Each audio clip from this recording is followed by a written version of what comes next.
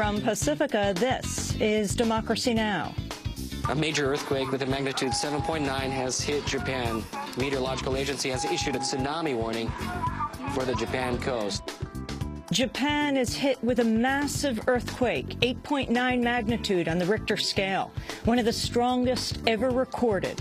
The quake triggered a 10-meter-high tsunami.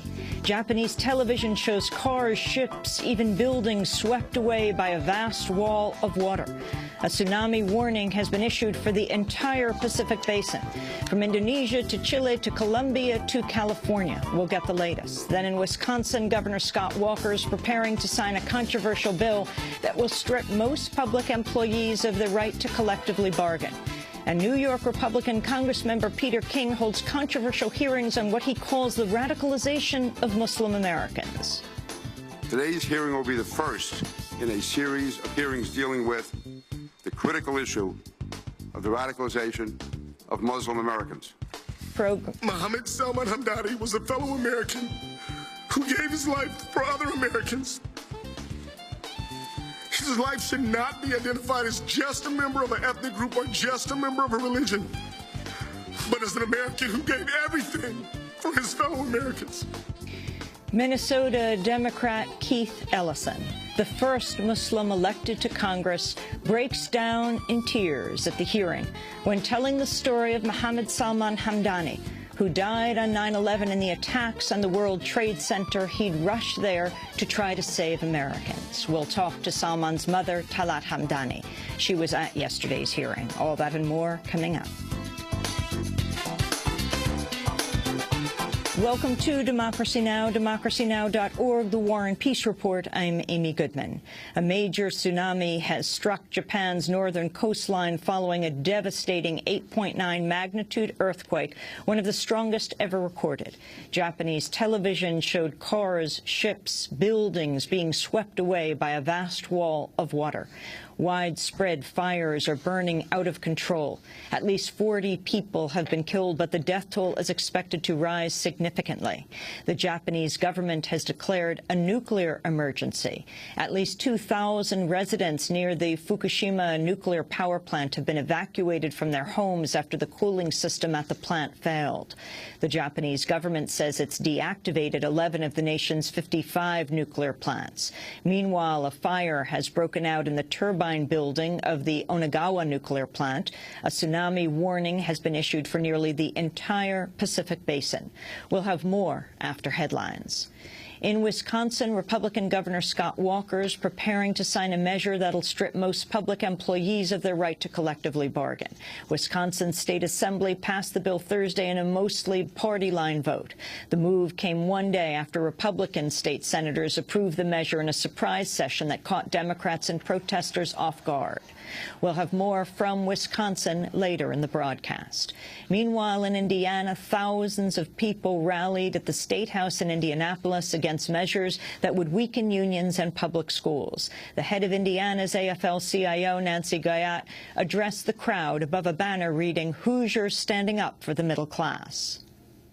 Let's let the word go out to the Wall Street robber barons, to the out-of-state special interests, and to the political ideologues who seem to care more about politics than people, that the working men and women of Indiana have come back to take back the people's house for the people of Indiana. All but 3 Democratic members of the Indiana House remain in neighboring Illinois to deny Republicans a quorum to vote on the proposals. Protests are also ongoing in Michigan, where state Republicans have approved one of the most extreme measures targeting the public sector so far. Under the bill, emergency financial managers would be allowed to break union contracts, dismiss elected officials, and even disincorporate entire municipalities. On Thursday, dozens of people rallied against the bill in Detroit following major protests in the state capital of Lansing. The Gaddafi regime in Libya has intensified its assault to retake rebel-controlled towns. Clashes are raging in the key oil port of Ras Lunaf after dozens of pro-Gaddafi forces landed by boat. The regime appears to have taken full control of the town of Zawiya after fighting that reportedly left scores of civilians dead. In an interview, Gaddafi's son, Saif al-Islam, vowed to crush the rebellion even if it receives foreign backing. If they want to support the militia, do it. But I will tell you from now, you're going to lose. We will win. And we're not afraid of the American fleet, NATO, France, European. This is our country. We live here, we die here. We will never, ever surrender to those terrorists. Libyan nation is so united now. We are so strong.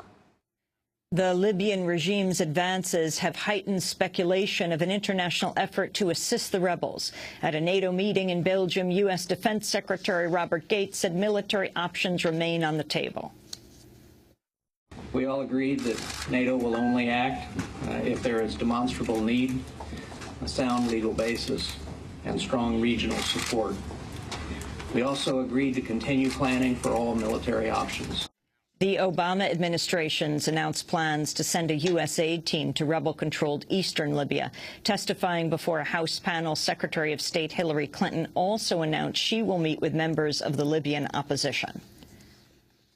We remain engaged with the Libyan Sanctions Committee at the United Nations to consider tougher measures as the situation develops, and we are reaching out to the opposition inside and outside of Libya. I will be meeting with some of those figures, both here in the United States and when I travel next week, to discuss what more the United States and others can do. Secretary of State Clinton also announced plans to travel to Egypt and Tunisia next week for the first time since popular uprisings forced out U.S.-backed dictators in both countries. Next week, I will travel to Cairo and Tunis to speak directly with the Egyptian and Tunisian people. I will be meeting with their transitional leaders, and I intend to convey strong support of the Obama administration and the American people that we wish to be a partner in the important work that lies ahead as they embark on a transition to a genuine democracy. We have an enormous stake in ensuring that Egypt and Tunisia provide models for the kind of democracy that we want to see. The United Nations now reports over 250,000 people have fled Libya to escape the fighting. Meanwhile, at least 2 foreign journalists remain missing following their arrest by Gaddafi forces earlier this week. Guardian reporter Raif Abdulahad and Andre Neto of the Brazilian newspaper Estado are being held at undisclosed locations. Swazig Dolet of Reporters Without Borders condemned their arrests. There were clear declarations for the Ministry of Foreign Affairs in Libya that those journalists entered illegally are collaborating with Al-Qaeda forces. So there's really a concern for the 2 journalists who had been arrested on Sunday in Zawiya, and we really hope for their release coming soon. The protests in the Middle East and North Africa have spread to Saudi Arabia. On Thursday, 3 people were wounded when Saudi police opened fire on a peaceful march in the eastern city of Qatif. The shooting comes ahead of a day of rage organized for today. Protests are illegal in Saudi Arabia, and the government has warned Saudi residents against taking part. A number of people have been arrested in several small demonstrations this week. Meanwhile, in Yemen, tens of thousands of people have taken to the streets today in one of the largest anti-government protests so far. The rallies come one day after U.S.-backed Yemeni President Ali Abdullah Saleh attempted to quell the unrest by proposing a new constitution. A cousin of Afghan President Hamid Karzai has been killed in a U.S. attack in Afghanistan. 65-year-old Ya'ar Mohammed Khan was shot dead during a nighttime U.S. raid in his home. U.S. soldiers were trying to arrest Khan's son. The reasons for his shooting have not been explained. President Karzai has repeatedly called for an end to the nighttime raids. The killing comes just over a week since 9 Afghan boys were mistakenly killed by U.S. gunships.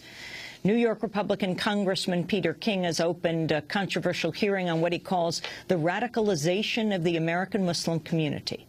Critics have described the hearings as a modern-day form of McCarthyism designed to stoke fear against American Muslims.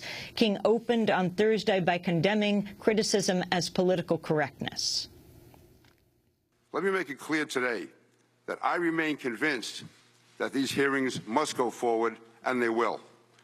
To back down would be a craven surrender to political correctness and an abdication of what I believe to be the main responsibility of this committee, to protect America from a terrorist attack. Despite what passes for conventional wisdom in certain circles, there is nothing radical or un-American in holding these hearings.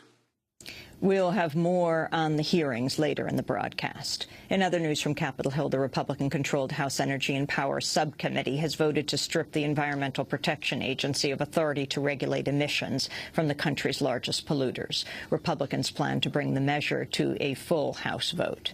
And in Mexico, prosecutors have reopened investigations into the deaths of 21 people during the 2006 protests against the Oaxaca state government. The victims include the independent U.S. journalist Brad Will. The 36-year-old Will was shot and killed while covering the popular uprising against then-Governor Ulysses Ruiz. Will's own camera captured the shooting with armed men firing into the crowd from a distance. And those are some of the headlines. This is Democracy Now!, democracynow.org, The War and Peace Report. I'm Amy Goodman with Juan Gonzalez. And welcome to all of our listeners and viewers around the country and around